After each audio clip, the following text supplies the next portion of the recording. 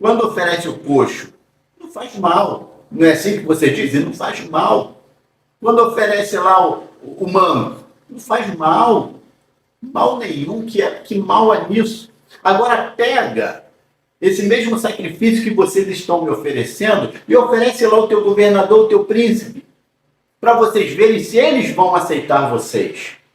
Você sabia que Jesus teve um momento de fúria lá no templo? É esse tipo de estresse que nós temos de vez em quando. Agora, o que será que aconteceu que levou Jesus a tomar as atitudes que ele tomou na chegada do templo? Vamos ver, vamos analisar comigo? Então abra comigo aí no Evangelho de João, capítulo 2, dos versos 3 ao 17. E estava próxima a Páscoa dos judeus.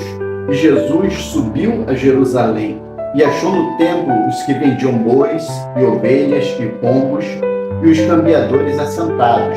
E tendo feito um azorague de cordéis, lançou todos fora do templo, bem como os bois e ovelhas, e espalhou o dinheiro dos cambiadores e derrubou as mesas. E disse aos que vendiam pombos: tirai daqui estes, e não façais da casa de meu pai casa de vendas. E os seus discípulos lembraram-se do que está escrito: o zelo da tua casa me devorará. A paz do Senhor, meu irmão, minha irmã, espero que estejam todos bem. E mais uma vez estamos aqui para um novo vídeo. Eu sou o evangelista Luiz e quero fazer esta análise contigo neste vídeo a respeito de Jesus no templo. Mas antes de mais nada, eu vou pedir a tua inscrição, o teu like e que lá no final do vídeo depois você comente, porque para o YouTube é muito importante esse engajamento. Se você deseja ajudar o nosso canal, tá bom? Eu agradeço. Vamos lá? O momento era a festa da Páscoa, uma das 3 festas anuais mais importantes de Israel. E Jesus subindo para Jerusalém, como era obrigação de todo judeu. Então, de todas as partes, todas as regiões da nação de Israel, o povo tinha como obrigação ir até Jerusalém nesse dia da Páscoa, nessa festa da Páscoa, para poder sacrificar ao Senhor. Nós vemos no texto que Jesus chicoteia os animais, os cambiadores, Jesus vira a mesa. Ora, mas não era permitido essa compra e venda? Sim, era permitido. Mas por que era permitido? Era permitido porque aquelas pessoas que moravam mais distante de Jerusalém, que tinham que subir a Jerusalém, era um caminho muito comprido e a pé. Não tinha como percorrer estes caminhos, porque os transportes daquela época eram animais e ficaria dificultoso. E o que acontece é que foi permitido, segundo a palavra de Deus, que se trocassem, que se vendessem os seus animais, as suas ofertas, para levarem ao templo em Jerusalém. Porque seria mais fácil para a pessoa levar em espécie, em dinheiro, do que, por exemplo, levar os seus bois, as suas ovelhas, seus cordeiros, suas pombinhas, mesmo porque, além do homem ou da mulher levar a oferta, a família iria junto. Seriam família com mulheres grávidas, crianças, e imagina fazer essa logística a pé, ainda tendo que levar animais, né?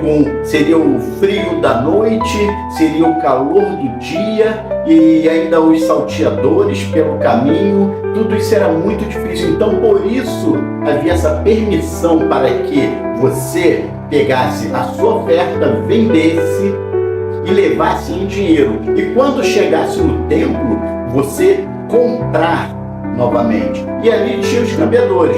Comprava-se pombas, rolinhas, comprava-se bois, ovelhas, cordeiros, dependendo de cada sacrifício iria fazer, porque o importante era estar na festa da Páscoa. Então, por isso que diz a palavra que todos concorriam para Jerusalém. Porém, se isto era permitido, por que Jesus então demonstra este rigor, esta fúria, esta atitude, né, que de repente inesperada para muitos, principalmente para os seus discípulos. É aí que entram dois aspectos muito interessantes. Primeiro, era permitido, porém não dentro do templo. O que estava acontecendo ali era uma corrupção, era uma injustiça. Por quê? Vou te dar um exemplo. Você já participou de algum evento que você entra, paga para entrar?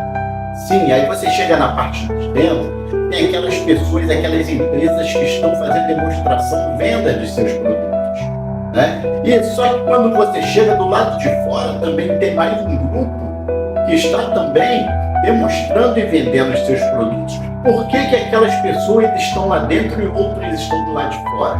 Porque geralmente quem paga melhor fica com melhor espaço para o seu trabalho. Não é desse jeito? Muito bem. Então, por isso, havia um sistema. E esse sistema era rigorosíssimo, partindo justamente daqueles que não podiam, que eram os sacerdotes. Jesus chega tomando essa atitude porque a venda não poderia ser feita dentro do templo. E o sacerdote sabia disso? Sim, ele sabia. Mas por que ele permitia? Porque havia uma corrupção. Quem paga melhor, quem paga mais, vai ficar no local privilegiado. E o local privilegiado seria dentro do templo. Nós vemos na palavra que Jesus, ele não se estressa, não fica furioso, ele não vira a mesa daqueles que estão do lado de fora do templo. Ah, mas eles não estavam. Sim, eles estavam dentro do templo, eles estavam no pátio do templo, e no pátio do templo era onde é feito o sacrifício. Eles estavam ali por dinheiro. Aquilo era uma corrupção, aquilo era um sistema ferrenho para beneficiar alguns financeiramente. Por exemplo, alguns animais eram dos próprios sacerdotes. Ah, mas o sacerdote não fazia isso? Fazia, irmãos.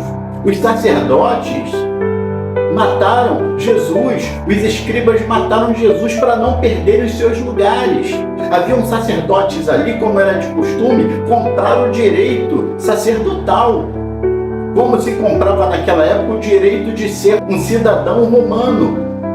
Muitos sacerdotes haviam comprado porque tinha dinheiro para isso, de comprar o direito sacerdotal. Não eram às vezes nem levitas, porque tinha que ser da tribo de Levi para ser sacerdote, mas eles por dinheiro eles adquiriram este direito sacerdotal de estarem trabalhando no templo.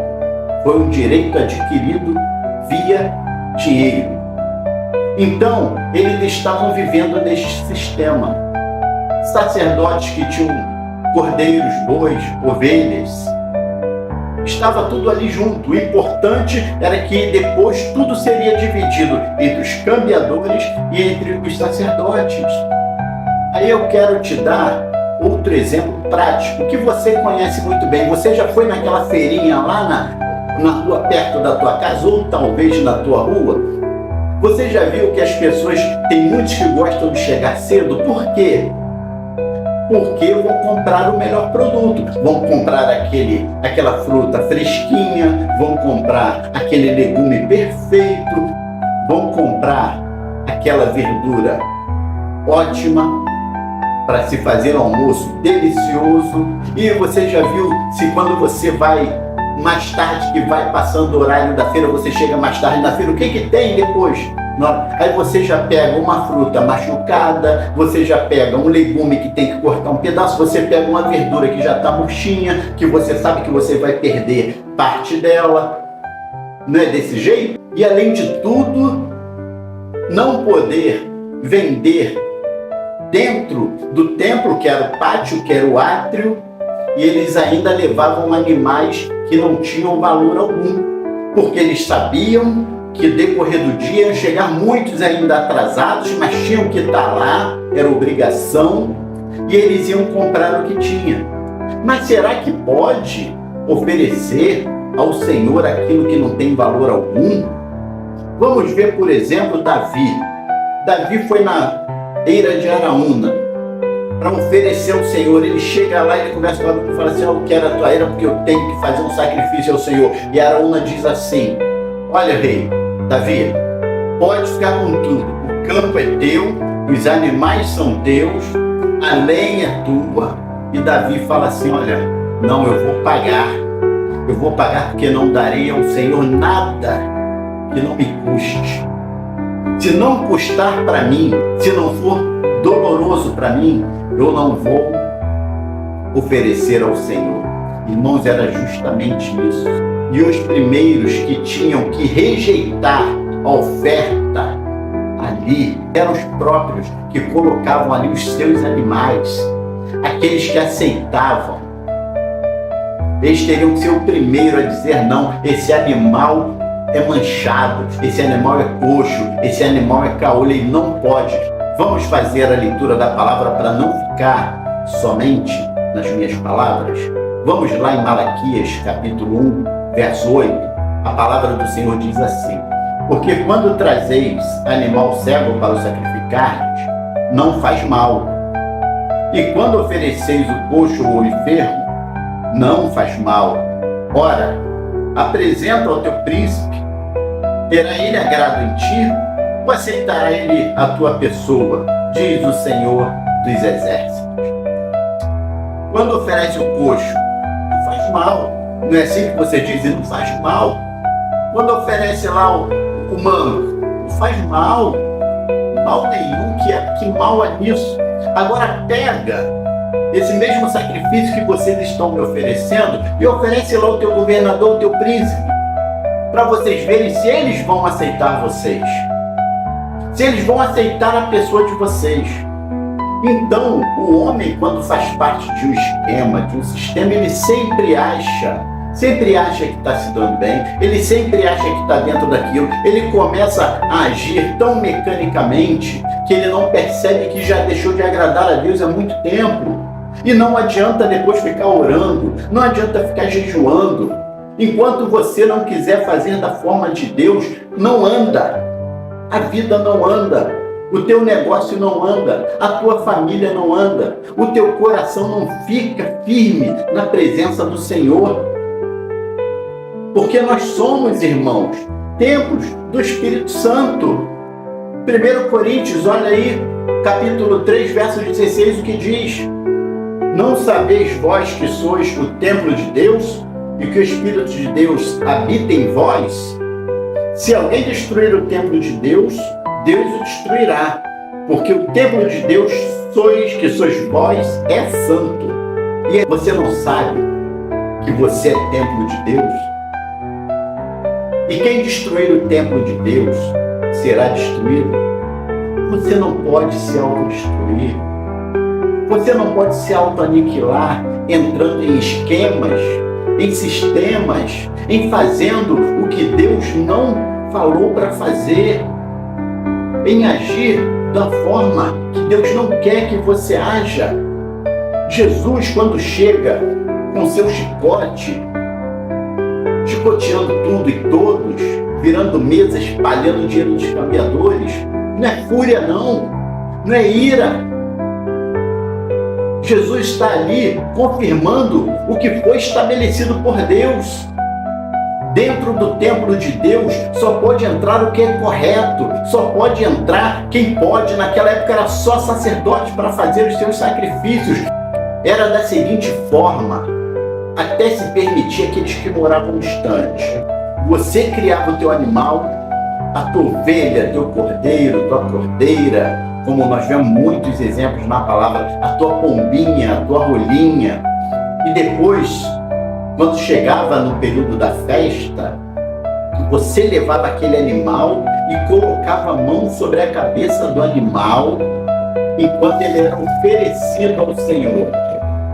Agora você imagina, você criar um animal, como você deve ter o teu animalzinho dentro de casa, que você é pegado, que você é chegado, que você beija, que você abraça, você criá-lo e depois, quando chegar na data exata, Você tem que pegar aquele animal que você ama e levar no templo e oferecer. E ainda tem que colocar a mão sobre a cabeça do animal enquanto ele é sacrificado. Imagine você saindo de casa e os teus filhos chorando porque sabe que aquele animal vai ser sacrificado. Sabe o que isso demonstra para a nossa vida hoje? A nossa oferta tem que doer em nós. Quando Jesus se fez oferta, doeu nele. Ele sofreu da hora que foi pego até morrer na cruz. É uma experiência, irmãos, que nunca mais vai sair da tua cabeça, nunca mais vai sair da tua lembrança. Um animal que você ama, você sacrificar a Deus. E é esse tipo de momento que Deus quer que você viva. Deus chama Abraão, fala assim: Abraão, não quero dinheiro, não quero ouro, eu quero teu filho. Imagina, irmão, aquele filho que Abraão tanto pediu a Deus. É interessante que Abraão, quando pega Isaac e leva, ele não fala com a Sara, eu vou lá sacrificar Isaac. Ele fala para os homens que estavam com ele: vocês fiquem aqui, eu e o moço vamos subir, vamos sacrificar e já voltaremos. E ele sobe, e ele vive aquele momento, ele prepara o altar, prepara a lenha, prepara tudo, e o filho ainda pergunta assim: pai, aonde está o cordeiro? Imagine o que não se passou na cabeça de Abraão. Tantas e tantas experiências que ele teve, tanta prosperidade que Deus deu. Irmãos, eu tenho certeza que o restante da vida toda ele não lembrava da prosperidade que Deus deu, nem das experiências, mas da vida toda ele lembrava e lembrou que Deus pediu Isaac. E ele diz assim: Deus proverá para si o cordeiro. E diz a palavra que Abraão tinha plena fé que mesmo se matasse o seu filho, Deus o ressuscitaria.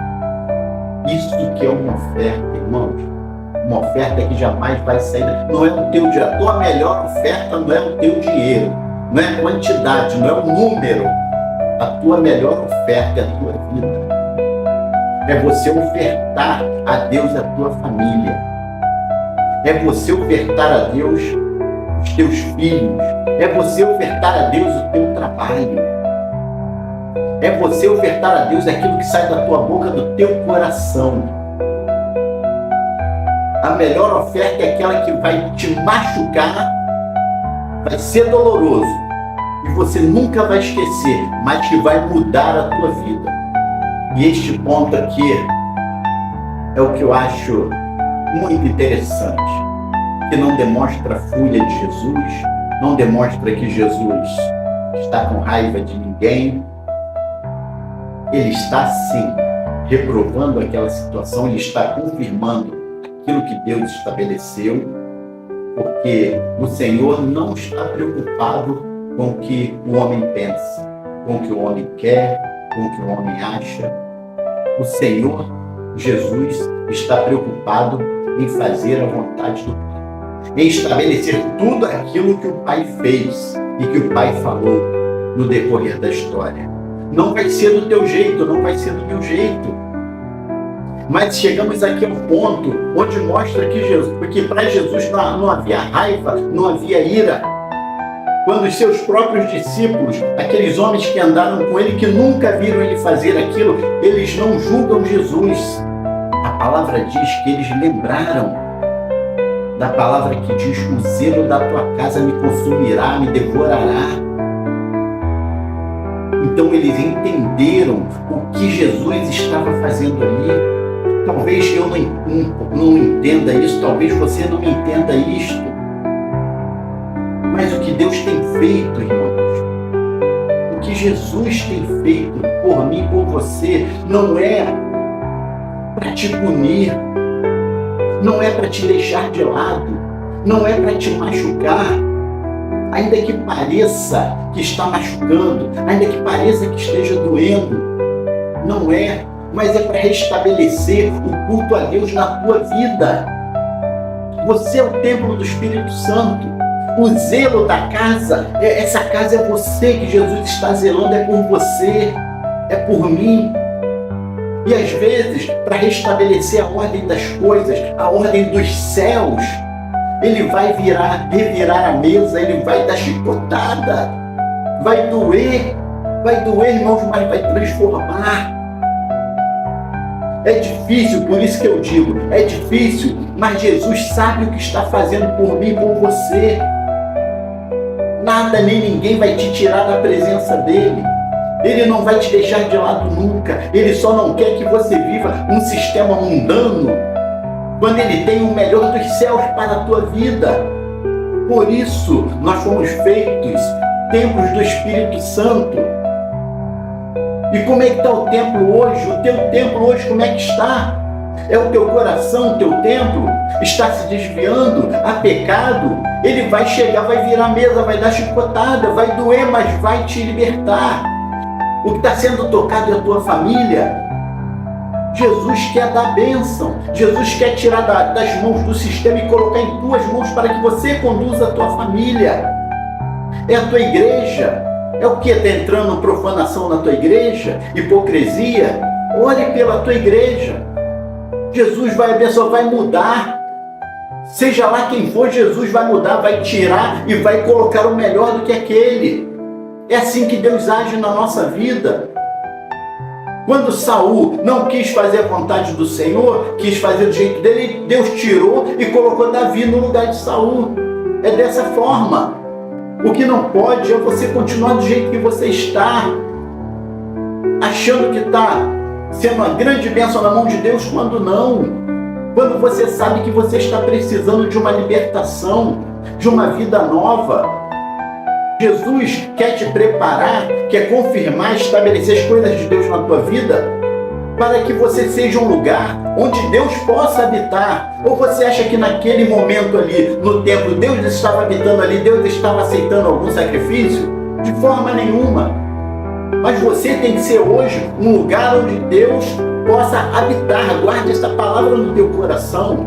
E eu espero sinceramente que os que estão ouvindo esta palavra nesse instante venham ser transformados pelo Espírito Santo, templo de Deus, para a glória do Senhor, para que o sacrifício que seja ofertado seja de coração, seja a sua própria vida. Eu te convido para orar comigo neste momento. Feche teus olhos, vamos fazer uma oração a Deus. Clamamos, Senhor, a tua bênção, o teu perdão. Ó Pai, nós suplicamos o estender das tuas mãos de poder sobre a nossa vida.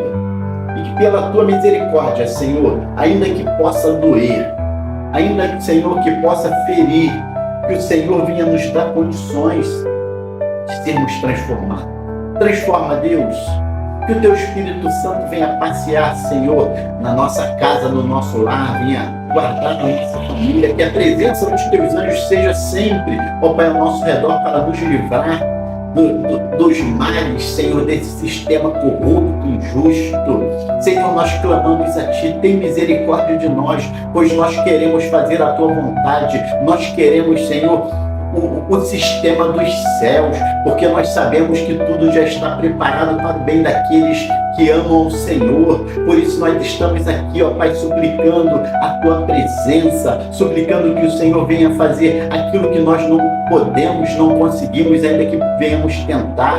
Meu Deus, toma a nossa vida em tuas mãos, nos toma pelas mãos e nos leva, Senhor, nesta caminhada. Nós clamamos, ó Deus, guarda a nossa família, guarda o nosso lar. Senhor, essas vidas que estão agora ouvindo esta oração, participando desta oração, meu Deus, que sejam abençoadas, que o teu Espírito Santo desça sobre cada um deles e a tua glória seja vista de longe, toda a vizinhança, Senhor, possa ver que o Senhor transformou esta família, este homem, esta mulher, este filho, que o Senhor transformou a vida profissional, que o Senhor transformou a vida financeira. Opera pela tua misericórdia, Pai. Nós oramos em nome de Jesus e todos que estão comigo nesta oração digam amém. Irmão, minha irmã, eu quero te agradecer mais uma vez por estar até agora comigo neste vídeo.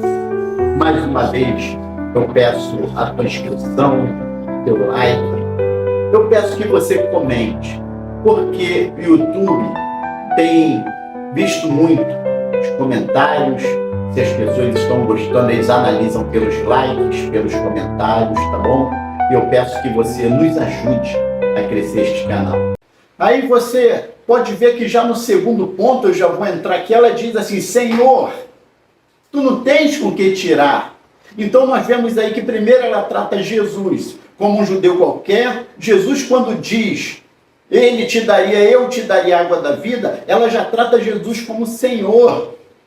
E ela já diz assim: tu não tens com que tirar, e o poço é fundo. Onde, pois, está a água viva? Por acaso tu és maior que nosso pai Jacó? A paz do Senhor, meu irmão, minha irmã, mais uma vez aqui, evangelista Luiz. E eu quero nessa noite trazer uma palavra para você acerca de um encontro entre Jesus e uma mulher samaritana. Nos últimos 3 vídeos eu falei a respeito de Jesus em um casamento, transformando água em vinho. Depois eu falei a respeito de Jesus purificando o templo, expulsando os cambistas e os vendedores. No terceiro vídeo nessa sequência eu falei sobre o encontro de Jesus com Nicodemos à noite às escondidas. E agora nós vamos falar a respeito de uma mulher samaritana que tem um encontro com Jesus num poço. Porém, antes de mais nada, eu quero te pedir a sua inscrição, eu quero pedir o seu like nesse vídeo e que você possa compartilhar também para que outros possam receber a bênção que eu tenho certeza que você vai receber. Então, vamos ao vídeo? E eu já quero começar no versículo 4, que a palavra diz: era-lhe necessário passar por Samaria. E Jesus chega então a Sicar. Sicar era o local onde ficava o poço que Jacó dera a seu filho. E Jesus chega a este poço cansado e se assenta à beira do poço, e logo ele vê se aproximando uma mulher samaritana. E esta mulher veio tirar água e Jesus pede: dá-me de beber. Porque diz a palavra que os discípulos de Jesus foram à cidade comprar algo para poder comer. E eu quero abordar aqui contigo 3 pontos deste texto. O primeiro é que a mulher samaritana teve Jesus como um mero judeu qualquer.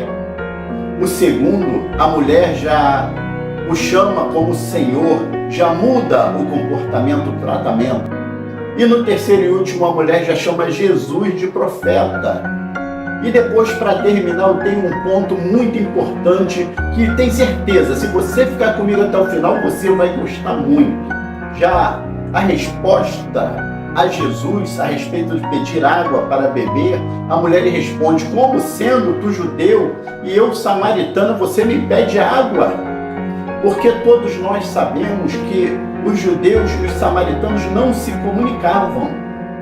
Então é este ponto que eu quero falar contigo como primeiro, porque é a respeito daquele que não conhece o Senhor Jesus, como aquela mulher não conhecia, assentado ali no poço, como um judeu qualquer que passou na vida dela, que ela viu passando e não falou, não deu atenção, ou esse judeu não deu atenção a ela porque eles não se comunicavam. Então era apenas mais um. E muitos hoje, queridos, estão vivendo desse jeito, estão vendo Jesus, estão ouvindo Jesus, estão ouvindo Jesus pedir o que Ele quer, mas não atendem porque não sabe quem é Jesus, porque não tem um relacionamento com Jesus. Irmãos, para nós conhecermos alguém, podermos julgar alguém, nós temos que ter um mínimo de relacionamento com esta pessoa, com este alguém, para nós analisarmos quem é ou quem não é a pessoa.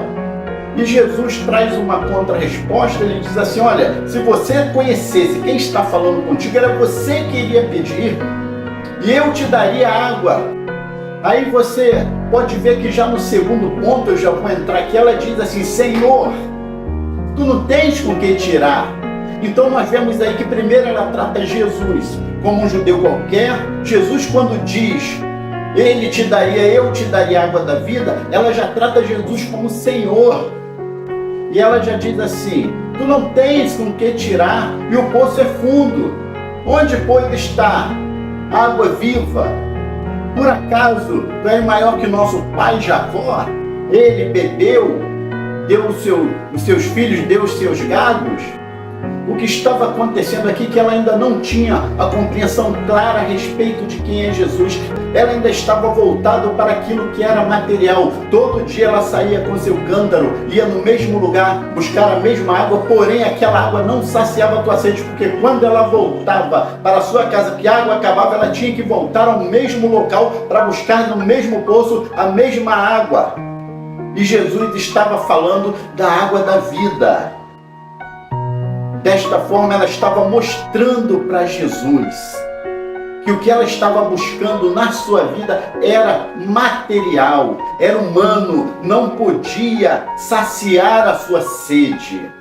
Primeiro, ela não entende o que é Jesus para a vida dela, não entende o que Jesus pode fazer por ela, e muito menos o que Jesus está oferecendo a ela. E Jesus diz: quem beber desta água tornará a ter sede, mas quem beber da água que eu lhe der, jamais terá sede de novo. Ou seja, nunca mais terá sede, porque eu vou dar uma fonte de água que salte para a vida eterna. E quando Jesus entende, compreende que ela não conseguiu alcançar a mente de Cristo, Jesus muda um pouco o assunto, até para que ela pudesse entender a vontade de Jesus para a sua vida, que ela pudesse entender quem era Jesus nesse momento. Então Jesus estava falando de uma água que salta para a vida eterna. Ela não conseguiu sair do materialismo, ela não conseguiu sair do seu dia a dia. Ela traz essa água como se fosse resolver os teus problemas aqui, no momento. Então Jesus já muda este assunto, ele diz assim: olha, vai lá e chama o teu marido. Então ela responde assim: eu não tenho marido. E Jesus diz assim: disseste bem isto, porque não tens marido, e o que tem, o que está na tua casa, não é teu. Mas Jesus estava mostrando a ela que ela estava buscando uma satisfação física, uma satisfação momentânea, uma satisfação que hoje se resolve e amanhã o problema continua o mesmo. Ela teve 5 maridos, estava com o 6º marido. O 6 representa na palavra de Deus o número do homem, ou seja, ela estava buscando o desejo da carne, ela estava buscando o desejo material, a satisfação que não pode dar vida. Imagina naquela época uma mulher que não poderia nem conversar com um homem, ter 5 maridos. Ela era uma mulher rejeitada, ela era uma mulher que ninguém chegava perto porque já conhecia a sua índole. Ela já estava no 6º marido que não era dela. Imagine essa situação naquela época. Eu sei que hoje está tudo normal, mas imagine naquela época, mais de 2000 anos atrás, uma mulher que já estava no 6º marido, totalmente rejeitada. Ninguém parava para falar com ela, ninguém parava para lhe dar atenção. Aí quando Jesus fala que ela já teve 5 e o que tem não é o dela, aí ela diz assim: vejo que és profeta. Então ela já muda de um mero judeu para Senhor, e agora vejo que és profeta. E é sobre isso que eu queria falar contigo também. Quando esta mulher enxerga Jesus como profeta, não é qualquer profeta, porque Jesus era conhecido pelos samaritanos como o grande profeta que viria e que podia tratá-la com autoridade. E quando ela percebe que Jesus é um profeta, ela logo quer santificar a conversa, ela logo traz para o lado espiritual, então mostrando aí que ela deixa de enxergá-lo como aquele que trataria da sua condição física, humana, para tratar da sua condição espiritual. Eu não sei quanto tempo Jesus conversou com esta mulher, mas estava ali de um diálogo, nascendo relacionamento, através de um diálogo que ela foi entendendo quem era Jesus. Ele foi se revelando, ele foi se mostrando como o único que poderia resolver não somente o seu problema físico, porém também o espiritual. Então ela santifica a conversa, espiritualiza a conversa. Então quando ela entende isso tudo, ela vai e faz uma pergunta a Jesus: olha, nossos pais dizem que a adoração deve ser neste monte. Vocês judeus, porque Jesus era judeu, vocês dizem que a adoração é no templo, em Jerusalém, o lugar onde se deve adorar. E Jesus responde: mulher, você crê que vem um dia que nem nesse templo, nem em Jerusalém, o Pai vai ser adorado? E Jesus responde: vós adorais o que não sabeis. Nós adoramos porque sabemos, porque a salvação vem dos judeus. E o que Jesus estava dizendo aqui? Vocês estão adorando no lugar errado. Que a verdadeira adoração, a adoração é lá no templo, construído lá em Sião. Os judeus estão certos, vocês estão errados. Vocês, samaritanos, estão tudo errado. A adoração é lá no templo. E continua. Mas a hora vem, e é agora, em que os verdadeiros adorarão o Pai em espírito e em verdade. Porque o Pai procura os que o adorem assim. Então, para fechar esta primeira parte, uma pergunta: por que rejeitam a Cristo ou vão a Cristo de forma errada? Porque não sabem quem é Jesus e nem conhecem a sua grandeza. Não sabem o que Jesus pode fazer por elas e nem o que Jesus pode lhes oferecer. Porque Jesus oferece a solução permanente para um problema que, se este problema não for resolvido, será também permanente. Jesus oferece uma solução infinita para um problema que, se não resolvido, será também um problema infinito na vida da pessoa. Então aqui Jesus já está tratando acerca do local de adoração. Ele diz: vem a hora e é agora. Ou seja, ele fala do presente, mas ele diz: olha, foi antecipado o presente. Então ele está explicando aqui a marca do verdadeiro adorador. Aqueles que adoram em espírito e em verdade. Ou seja, o adorar não é de qualquer jeito. O adorar tem que adorar em espírito, mas baseado, pautado na verdade. Você tem feito isso? A tua adoração tem sido desta forma? Está pautada na verdade? Ou tem aquela mentirinha escondida? Ou tem aquela coisa que pode desqualificar a tua oração, a tua adoração diante de Deus? O que você está vivendo hoje? Porque Deus está procurando os verdadeiros adoradores. E se Ele procura os verdadeiros adoradores, é porque existem os falsos também. Porque os falsos são identificados desta forma. Não estão adorando a Deus baseado, pautado na verdade. Então nós vemos que a adoração aqui não está voltada para os cantores. Não é cantando que você adora a Deus, mas sendo verdadeiro diante de Deus. Meu irmão, minha irmã, você pode enganar todo mundo, até você mesmo. Você só não vai enganar a Deus. Ele sabe se você está pautado na verdade. E Ele está mostrando aqui que a adoração, a partir de agora, não seria mediada por templos, não seria mediada por monte, não seria mediada por um pai espiritual, como alguns gostam de falar. Já disse isso no outro vídeo. Seria mediada agora através dele, que estava oferecendo a água da vida. E aquela mulher diz: eu sei que o Messias, que se chama Cristo, vem, e quando ele vier, nos anunciará tudo.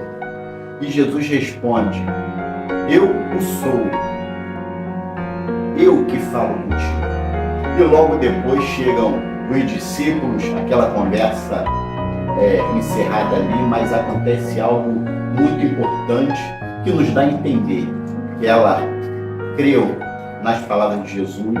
Numa conversa talvez de poucos minutos, pouco mais de meia hora, quem sabe, ela teve a compreensão clara que aquele Messias que ela esperava chegou. E diz assim para aqueles homens: vinde e vede um homem que falou tudo o que está acontecendo na minha vida, tudo quanto eu tenho feito. Porventura, não é este o Cristo? E diz a palavra que aqueles homens deixaram lá tudo que estavam fazendo na cidade e correram para ter com Jesus. E para fechar, meu irmão, minha irmã, é justamente isso que eu quero que você entenda. Aquela mulher que estava à beira do poço buscando as suas necessidades físicas, humanas, agora ela deixa o cântaro, que seria o material, a ferramenta para saciar a sua sede física, e ela corre à cidade para pregar, para levar a mensagem, para evangelizar. Olha a mudança que essa mulher teve em poucos minutos diante do Senhor Jesus. Irmãos, para Deus basta poucos minutos, ou 1 minuto que seja, para mudar a vida de alguém. E o fato desta mulher ter deixado seu cântaro demonstra que ela entendeu quem era aquele homem, o profeta conhecido pelos samaritanos, que um dia viria para mudar a história da humanidade, pelo menos para mudar a história da vida deles, que eram rejeitados como ela. Ela passou então de rejeitada, de uma mulher que ninguém queria uma conversa com ela, para uma evangelista, quem sabe, mas pelo menos para uma mensageira. Ela chega na cidade e diz: olha, esse homem mesmo, ele falou tudo que eu tenho feito. Não seria ele Messias? E você vê que uma palavra bem pregada, uma mensagem bem entregue, rende frutos. Tanto é que aqueles homens largam tudo e saem correndo para ter com Jesus. Vamos lá ver quem é esse profeta. Irmãos, quem dera, né? Você na tua igreja, você chegar em poucos minutos, conversar com algumas pessoas, fazer uma evangelização e na mesma hora sair todo mundo correndo para a tua igreja para conhecer o profeta, Jesus Cristo. Então nós temos que reconhecer que nessa conversa com Jesus, ela deixa o seu cântaro, ela está mostrando o que deixou para trás, na beira do poço, que não podia mudar a sua vida espiritual. Ela deixou aquilo que também ela usava para saciar a sua sede, que não mudaria a sua vida espiritual, que era o cântaro. Ela deixa a sua vida, o seu passado lá, e agora vai viver uma nova vida com o Senhor Jesus. E é isso que eu quero falar contigo. Você quer viver uma nova vida com Jesus? Você quer viver uma nova forma de vida, uma nova etapa agora vencedora, não mais pautada nas coisas materiais, nas coisas físicas, porém nas coisas espirituais? Jesus está te esperando à beira do poço. Ou seja, Jesus está aí contigo agora, nesse momento que você está vendo, esse poço que você está vivendo, que não está mudando a tua vida, que não sacia a tua sede. Jesus tem uma palavra para você. Jesus quer fazer algo na tua vida. Ele quer que você deixe de entendê-lo como um mero judeu, para entendê-lo como um profeta, como um Messias, que é aquele que viria para anunciar tudo que iria acontecer, para que iria anunciar o futuro. E o que aconteceu depois de 70 anos da morte de Jesus? O templo foi destruído, todos fugiram de Israel, então não houve mais adoração, nem no templo, porque estava destruído por Vespasiano, e nem nos montes, porque todos fugiram de Israel. E ela entendeu e ela creu nisso, que aquilo iria acontecer. Hoje você está pegado ao monte, hoje você está pegado ao templo. Eu não estou dizendo para você sair da tua igreja, não. Eu não estou dizendo para você deixar de ir para o monte, não. Mas vá para o monte, sim, de vez em quando orar, mas não ache que o monte vai mudar a tua vida, porque não vai. Não é no monte, a adoração não é no monte, a adoração não é no templo. Não é o templo que vai mudar a tua vida. Quem vai mudar a tua vida é você adorando ao Pai em espírito e em verdade, em espírito e pautado na verdade, sobre a verdade, baseado na verdade. Ou seja, a tua base, o teu firmamento tem que ser a verdade na tua mente, a verdade no teu coração. Diante de Deus, só assim tua vida será mudada. Só assim você vai deixar o cântaro lá na beira do poço, vai deixar o teu passado e vai viver uma nova forma de vida, transformada em Jesus.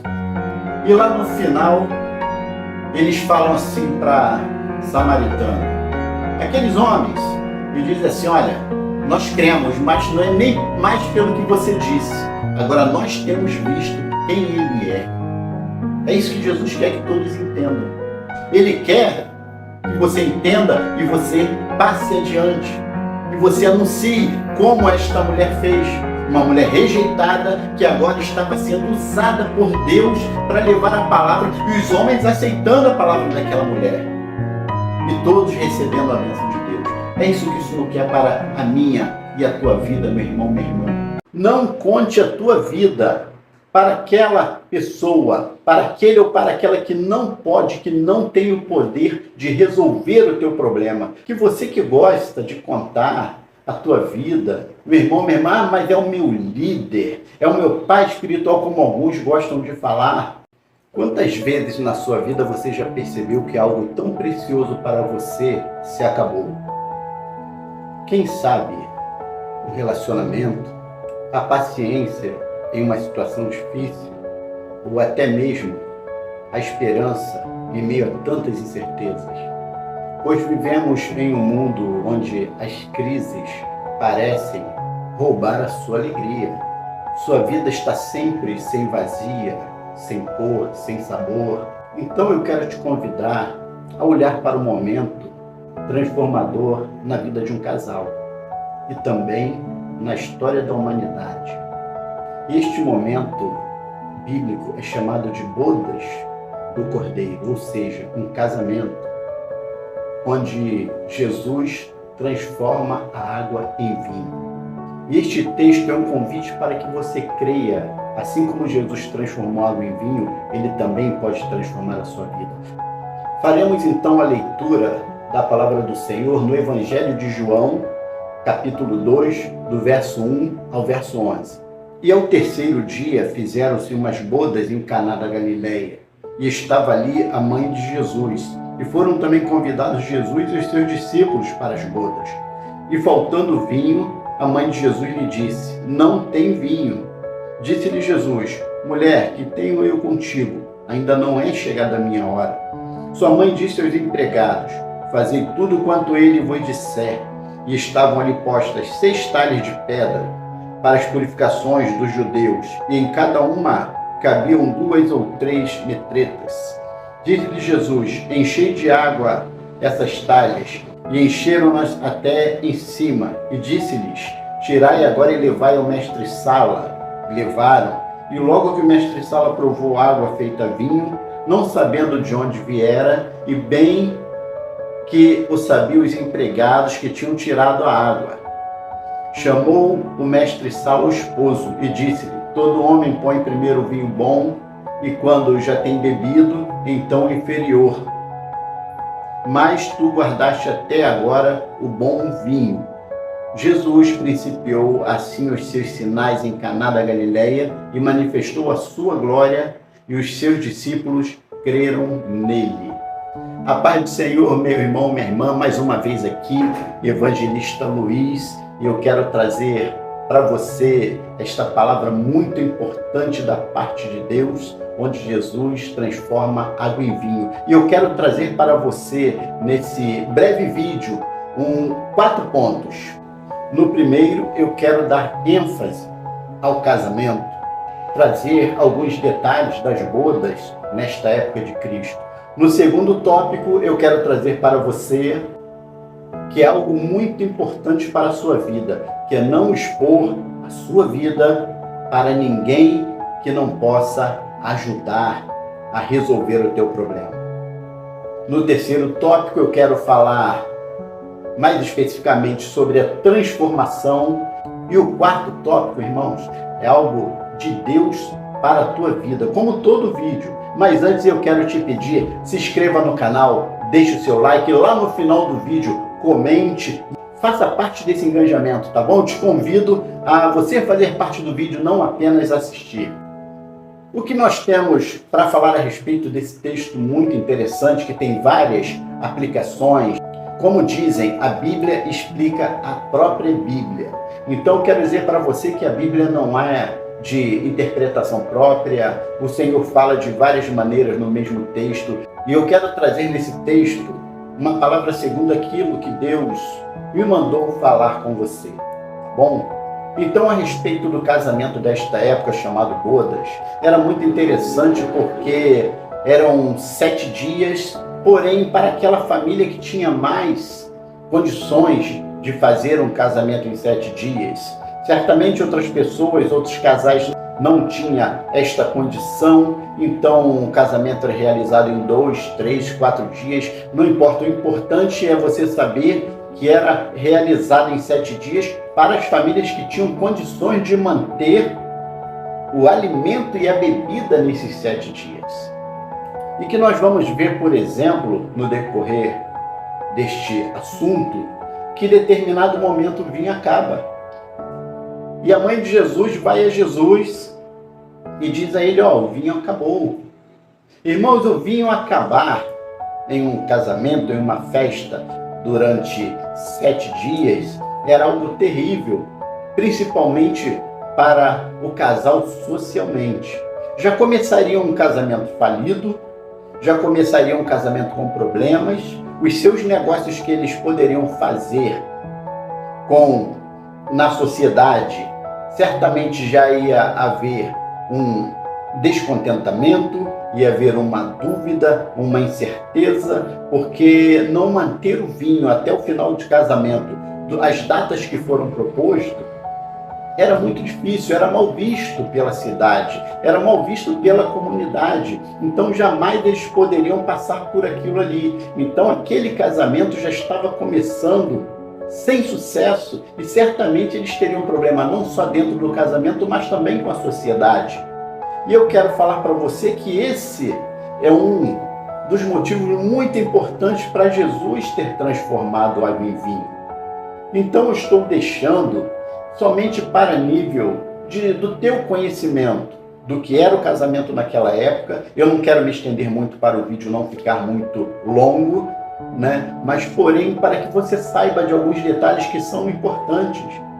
E nós vemos então que entra uma figura muito importante nos escritos de João, porque João coloca Jesus e seus discípulos e a mãe de Jesus em um casamento. Ele reescreve a história depois de anos e ele diz que a mãe de Jesus ficou sabendo que não tinha vinho. É interessante, certamente ela estava ouvindo a conversa ali, imagino eu, e alguém falou, olha, acabou o vinho, e ela leva a situação para Jesus. Eu já quero abordar esse segundo ponto contigo, te dizendo, não conte a tua vida para aquela pessoa, para aquele ou para aquela que não pode, que não tem o poder de resolver o teu problema. Muitas pessoas estavam ali comentando que o vinho acabou, olha o que vai ser agora do casal, e alguns espalhando a notícia, Quando é coisa ruim, a notícia corre rápido e espalhando a notícia, não tem vinho, de repente alguns já querendo ir embora, de repente alguns já achando que aquele casamento não era um local para estar, porque era um momento, era uma coisa muito ruim socialmente, e não ter no casamento aquilo que a pessoa se propôs a colocar. Então eu quero te dizer que você que gosta de contar a tua vida, meu irmão, minha irmã, mas é o meu líder, é o meu pai espiritual, como alguns gostam de falar. Eu vejo hoje que há um grande problema, vidas expostas, porque levaram os seus assuntos, levaram os seus problemas de dentro da sua casa, talvez com seu esposo, com a sua esposa, e agora estão todos comentando, não só na instituição, mas também no trabalho, começa a conversar sobre o que está acontecendo. Queridos, minha querida, não leve para as pessoas que não têm condições de resolver. Leve para Jesus. Leve para o Senhor Jesus a situação difícil para você. Jesus é aquele que vai tomar nas tuas mãos o teu problema e vai resolver. O que o teu líder, o que o teu pastor, ou seja lá quem for, pode fazer por você, e se fizer, é orar por você. Só que orar você também pode. Só que colocar o joelho no chão você também pode. É o que eles vão fazer por você. Ninguém tem essa condição de entrar no teu casamento e resolver. Ninguém tem condição de entrar lá na tua vida profissional e resolver, a não ser Jesus.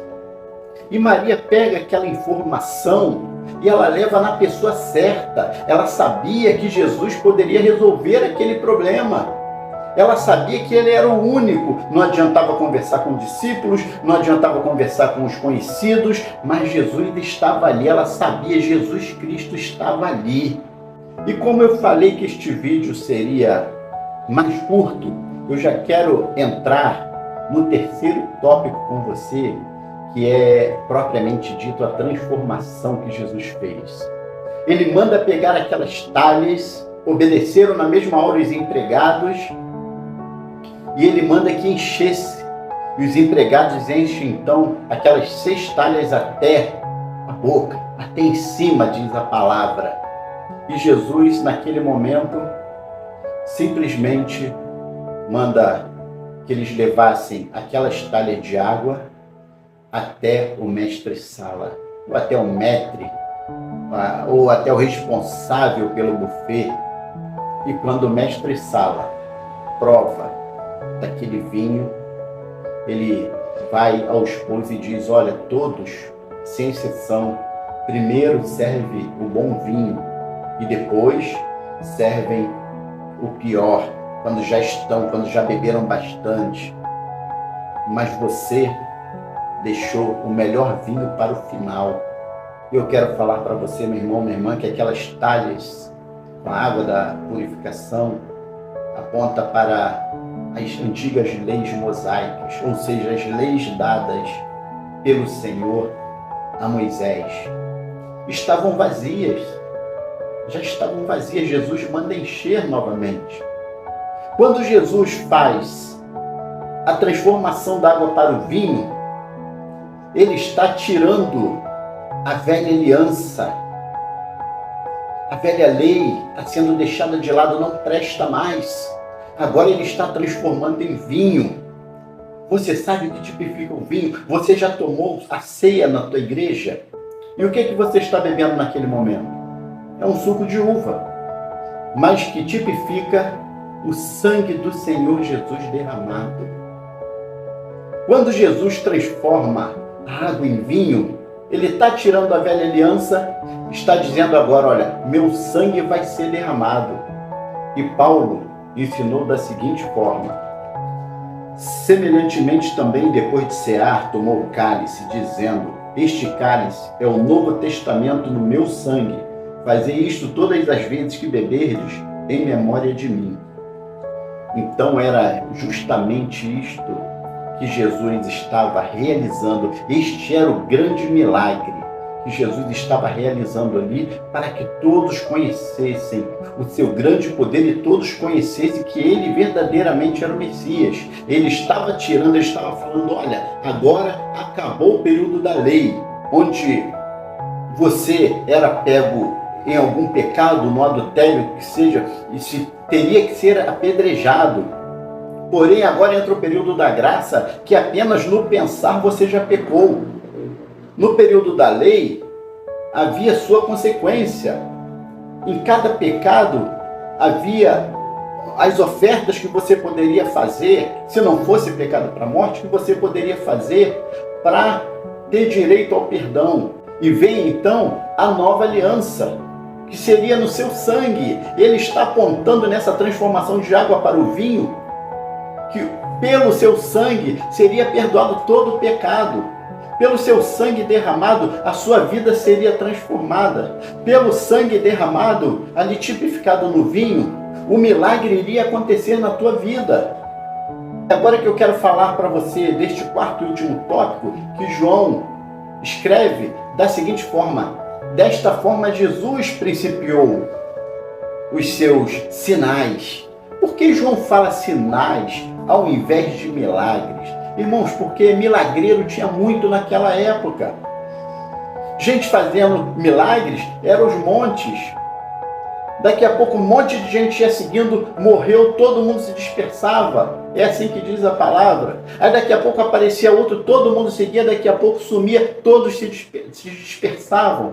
Mas ali não, ali estava Jesus, aquele que podia resolver o problema. Então, João, quando fala sinais, É porque Jesus estava fazendo algo que estava mostrando que ele era aquele homem, que ele era o Messias, que os profetas estavam falando nas suas profecias. Cada profecia entregue, cada palavra, está ali a figura do Senhor Jesus.